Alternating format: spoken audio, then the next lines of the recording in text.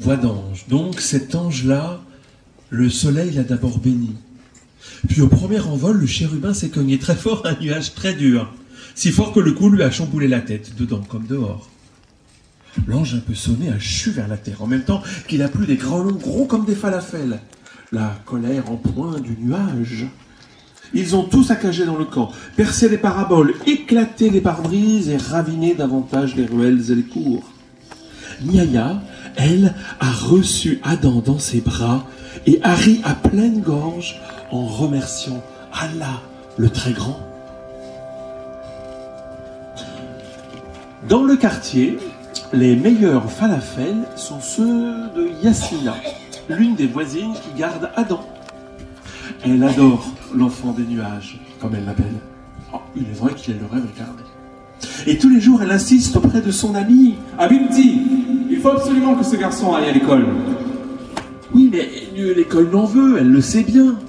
Bah, il est vrai qu'Adam a quelques sautes d'humeur. Ah oui, dans ce cas-là, il saute partout, en émettant des sons plus forts que ceux des chiens errants et du gecko réunis.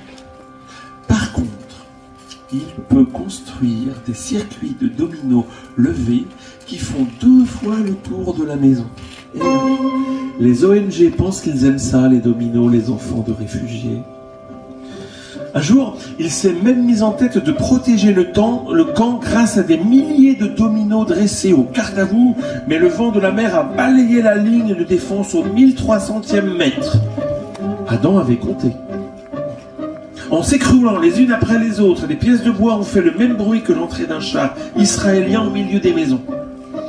Adam a compté les dominos en retournant à la sienne. Il avait réussi à en poser 33 722 en un peu moins de 7 heures.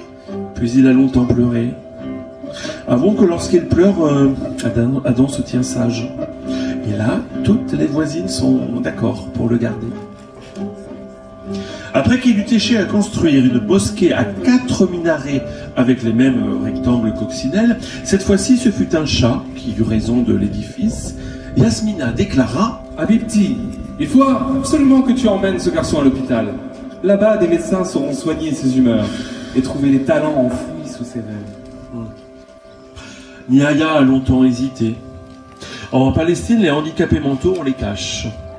Dans les grandes villes, on aménage pour eux des centres spécialisés qui se résument à d'immenses salles vides où les enfants sont enfermés sans adultes ni jouets et passent leur temps à se battre et à faire leurs besoins par terre.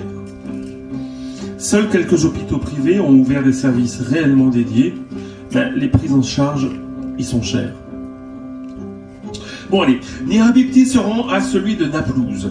Adam y fait forte impression. Les docteurs du service sont prêts à l'aider, mais à la fin de l'examen, sa mère comprend que pour l'heure, elle n'a pas les moyens d'offrir cette aide à son ange. Les semaines suivantes, elle travaille sans cesse, poussant la porte de Médecins sans frontières avant Fajr, la prière du matin, et fermant celle de première urgence après Aïcha, celle du soir. Ses voisines la soutiennent en allant acheter du bœuf à Silat el-Dahar à tour de rôle. Et Mahmoud ne manque plus de cours au collège. Mais revenu chez lui, il a du mal à faire ses devoirs. C'est la nuit qu'Adam saute et crie le plus, terrifié sans doute par le noir et l'ombre. Lui, l'enfant du soleil et des brumes du ciel. Oui.